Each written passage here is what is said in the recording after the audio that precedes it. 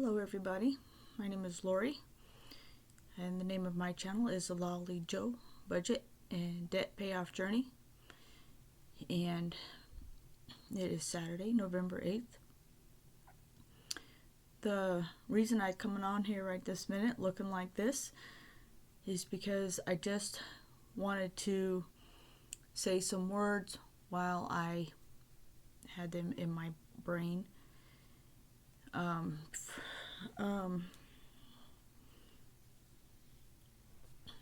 I've been thinking a lot recently about my mom and her situation where she had the stroke for the second time, and the first time was in 2018 or 19, and she I say recovered. She didn't really recover fully, but she got better pretty quickly. Within a few weeks, she started making improvements. Like within 4 or 5 days, she went from basically couldn't see straight. In fact, I don't think her vision ever fully recovered, but she couldn't see like out of one of her eyes or the outside of her peripheral out here. She couldn't see. You know, she couldn't hold things, she couldn't talk, she couldn't write, she couldn't read, she couldn't do anything. So, but she recovered pretty quick to the point where her vision somewhat improved, and she was slowly able to talk. You know, she had dementia. She was diagnosed with dementia a couple years after that. I don't know if the stroke made it happen faster. I don't know, but she eventually regained the ability to talk and walk and write and read and things like that. And then when she had the stroke this time, it took a lot longer for her to recover. And of course, she's still making improvements, right? Been a couple of months now, and she's making improvements. You know, I don't know how far she'll get, but she's doing great under the circumstances. Took a lot longer than the first time. The thing is that what was on my mind is that she basically doesn't have any money. My sister has been taking care of her financially for years, and the nursing homes are not in favor of taking patients that are on Medicaid. That is not to say they don't. They just want you to prepay up to a year of private pay. And when we first were talking to the nursing homes about this, they were talking about how they called it a spin down. And that was really confusing to me, because in regards to Medicaid, a spin down almost never takes a year unless you're extremely wealthy. And in my mom's case, it wasn't going to take a month. And the nursing home kept talking about how it was going to take a year of a spin down. And it was very confusing. It's like, what are they talking about? Her money's not going to last a year. It's not even going to last a month. So I don't understand what they're saying. But they kept saying that over and over, every conversation. And what bothered me is that they just did not define their words from the beginning. I guess they just assumed we knew what they were talking about. Every time they would say there's a 1-year spin down, we would reply and say she doesn't have a year's worth of money. She only has like a month, if that. And so we eventually talked to somebody in Medicaid about it. I said, what do they mean by that? Because it's not the same thing. And just through asking the same question to several different people, did we eventually figure out that the nursing homes use this term spin down because it is what Medicaid says.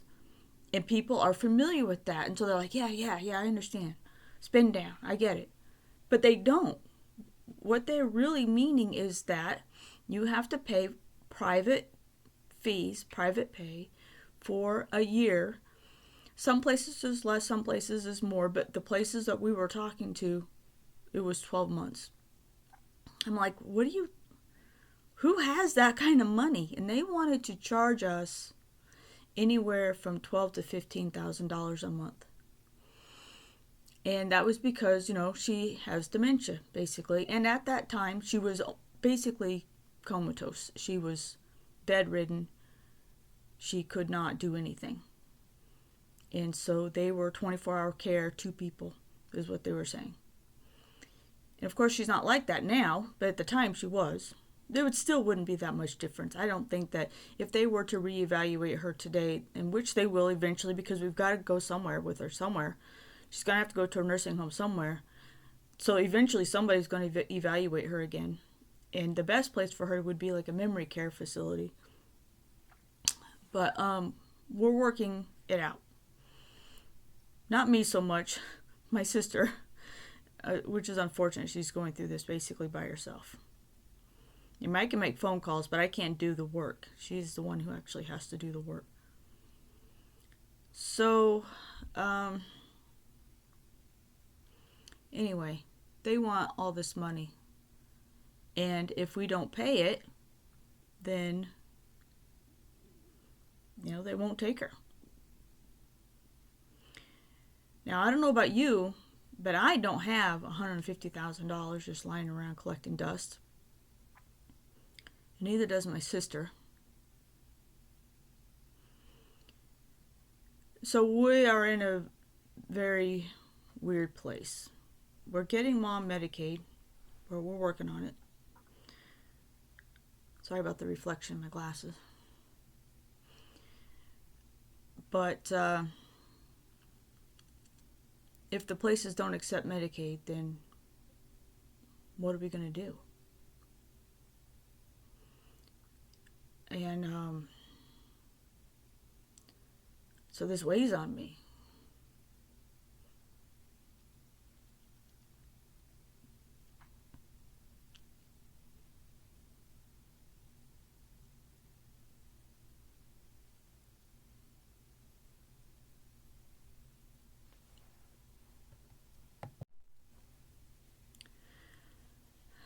So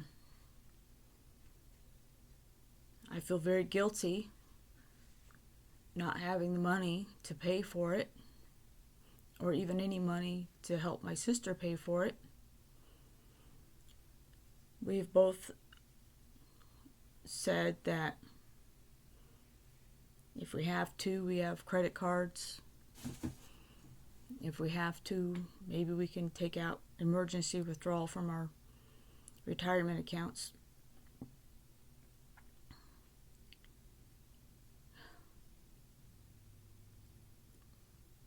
There's no reason to think that anybody else is going to pay for it.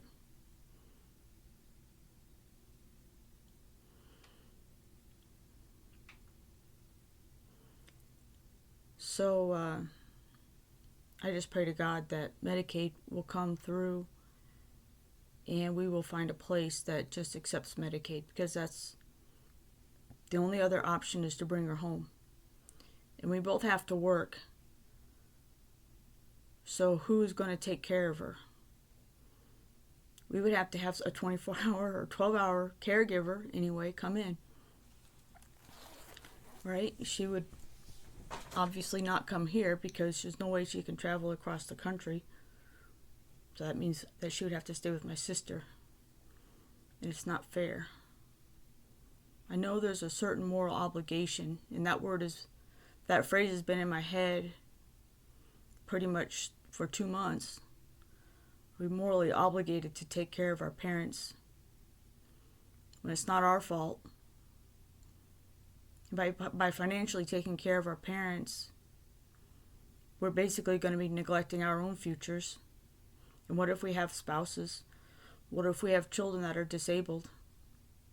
What if we're very low income? What if we just don't have the money? What if we're in debt? We can't afford it? Whatever.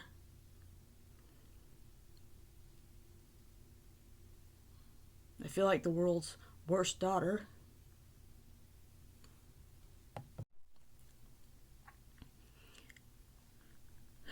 So anyway, was thinking and have been thinking about this continuously for 2 months. And it's not fair to my sister to have this burden by herself. And there's only so much that I can do. I've been trying to save up money every paycheck so that I can help in some way. But honestly, it's not much.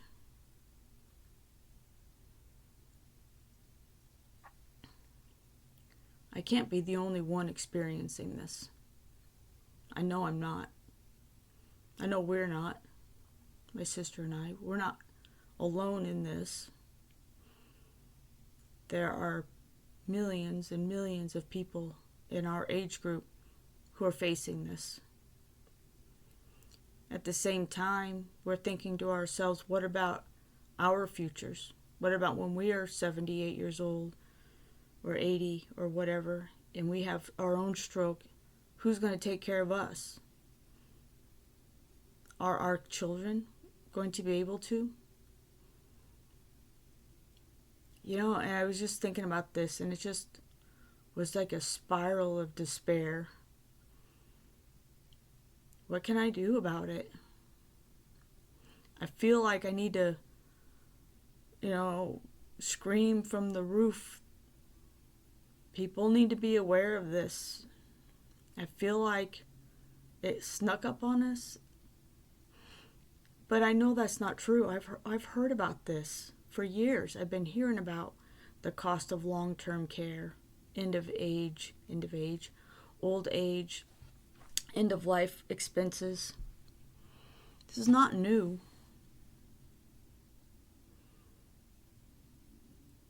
It just really didn't have the impact on me that it's having now.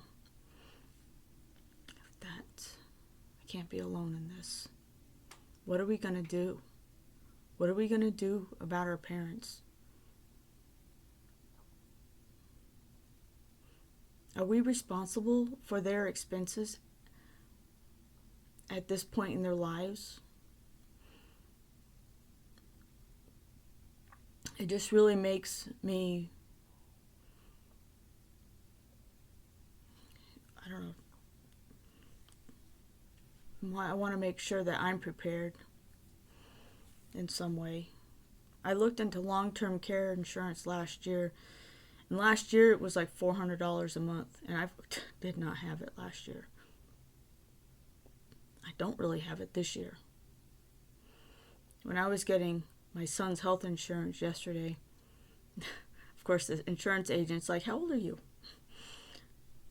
He wants to sell me long-term care insurance. I'm actually not totally against it, but I just don't have the money for it. And I should have started 10 years ago. It would have been so cheap 10 years ago.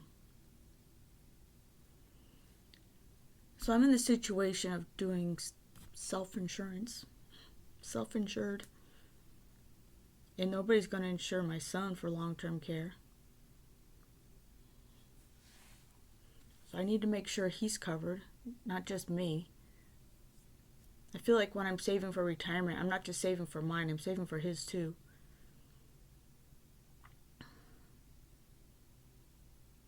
This isn't a poor, pitiful me thing. It's not.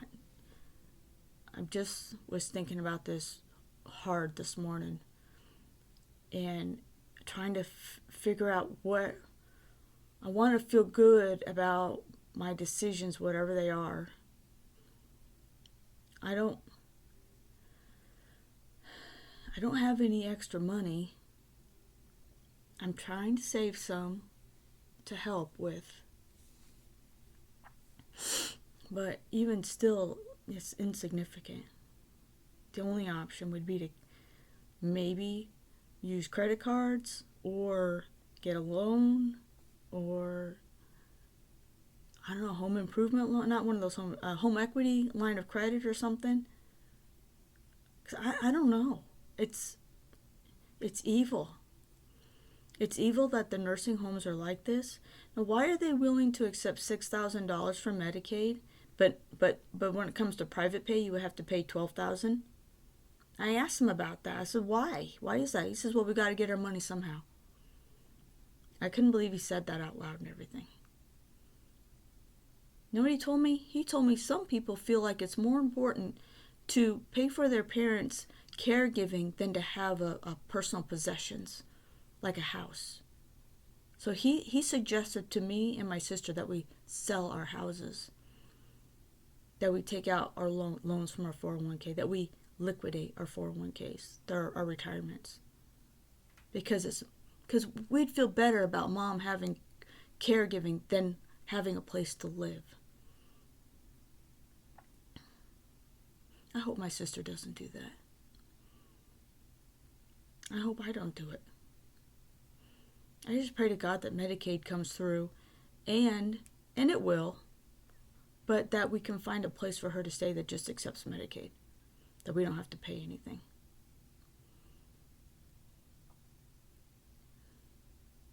You know, I understand nursing homes are businesses. I get it, right? They're there to make a profit and everything. That is their number one goal. I understand that. I understand it's not their fault. It's not the government's fault, is it? Is it the government's fault? I don't know. I would like to blame somebody. Somebody besides us for us not being financially prepared. My mom, I remember this when I was a kid. There's this giant billboard near where we lived that said something like, if you invest $100 a week in X number of years, you'll be a millionaire. And I asked my mom about that. I'm like, let's do that. And she's like, oh, that's just a scam. I don't think it was. I think it was the real deal. You know, I wish now we had done that. Or she had done that. I definitely hope I've learned from this the importance of planning for long-term care. You know, there's all this talk about planning for retirement, but really what they should say is plan for long-term care.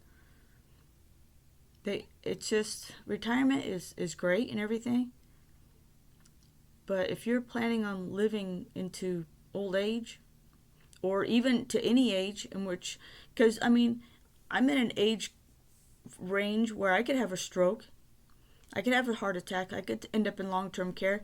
I'm only 56. What if I lived to be 80? Can you imagine long-term care until you're 80? From 56? Or even 65?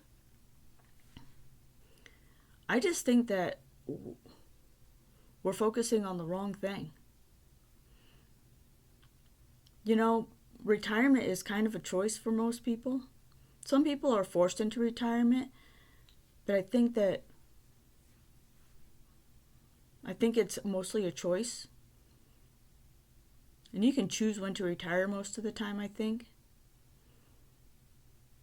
But when it comes to long-term care, medical issues, I don't think we have that much choice. We don't have a choice about when we're having a heart attack or a stroke, or we get in a car wreck. We don't have choices about when that happens. I think that's the thing we should be preparing for. I don't know. Maybe I'm wrong, but that's what I think. And look how much insurance is. So I got the cheapest plan I could find for my son, and the annual out of pocket is like $4,200, I think.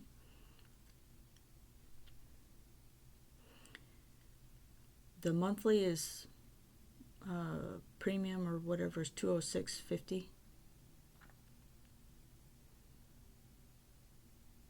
Thank God.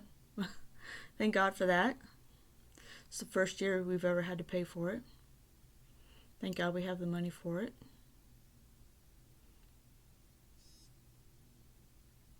Thank God I have health insurance through my employer. Can't even imagine having to get health insurance in the marketplace or whatever. I have life insurance, so that's good.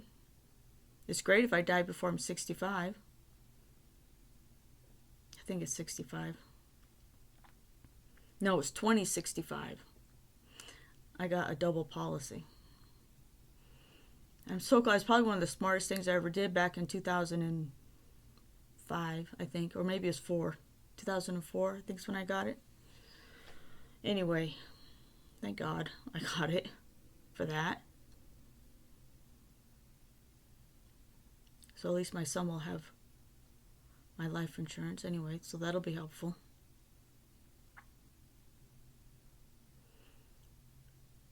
But anyway, this has just been very heavy on my mind. It's like, how are we going to pay for this? I just keep praying that we'll find a place that will accept her, that we won't have to do any private pay.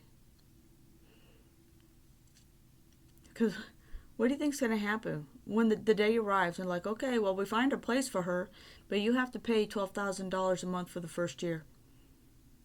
Do you realize that's twice what I make? Between me and my sister, help me understand this. How is this ethical? I don't know. I was oh my God.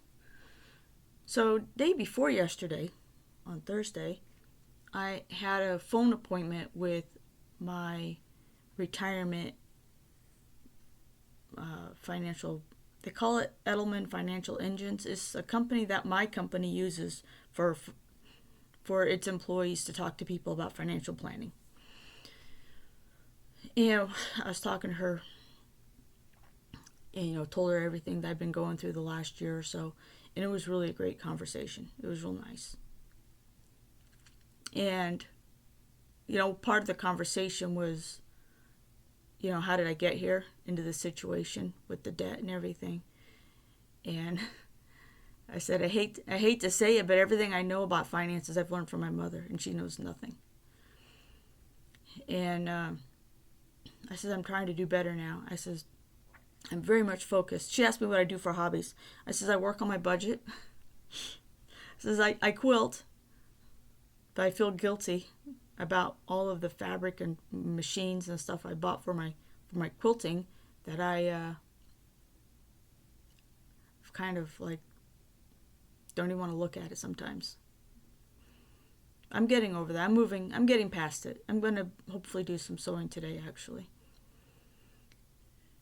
But I said, actually, what I'd like to do, maybe I'd like to learn about financial planning. Like, I was thinking to myself, I feel so passionate about what I'm going through right now that I want to share it with others. And it's funny to say that because it sounds like a line. It doesn't just sounds cliche. And I'm not lying. It's not a line. I actually have been thinking that this information about financial planning, and I'm not talking about selling insurance or getting people into mutual funds. I'm not talking about investing or insurance, which is when I looked it up, it's like 99% of insurance financial planning is about selling insurance and investments, which I think is a bunch of crap. Yes, absolutely. Having a retirement account is the best thing. Really. Everybody should have one. But I just feel like basic financial information, financial coaching maybe. People don't understand how important being financially literate is one of the most important things they can do. And second, preparing for long-term care. If I have learned nothing else in the last 2 months, it has been about planning for your end-of-life expenses. The last year or two of your life is probably going to be more expensive than the 10 years before that. So yes, retirement is great. But being able to pay for a nursing home, think about it. If it's $15,000 now, or even 12,000, or God, even 10,000. In 30 years, how much do you think it's going to be?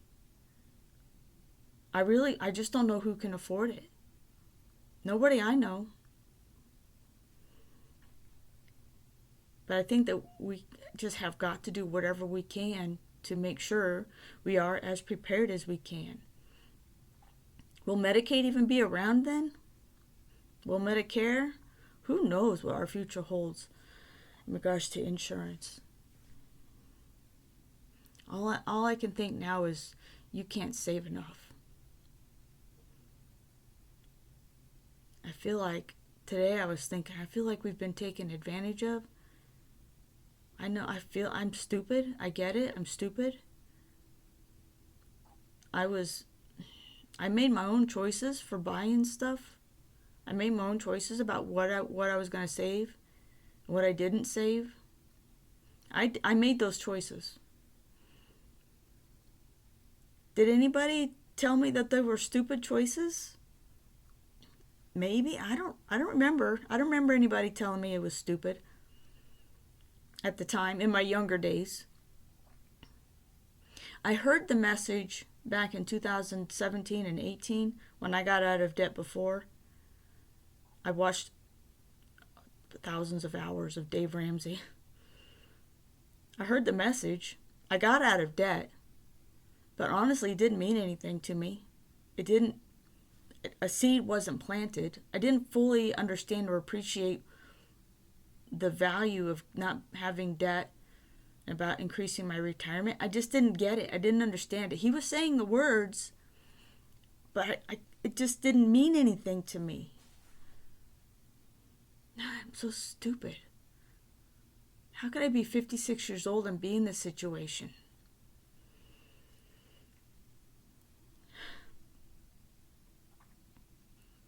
But I don't want to be in this situation. I'm doing everything I can to get out of it, and I'm going to do everything I can to make sure my son doesn't get into it. And I want to tell everybody. But you know what I think will happen? People will respond the same way that I did back in 2017. I was like, yeah, sure, I get it. I understand why it's important not to have debt, because you're basically, stealing from your future. I get it. I understood that. But look what happened. I got out of debt and then immediately back into it. Clearly, it meant nothing to me.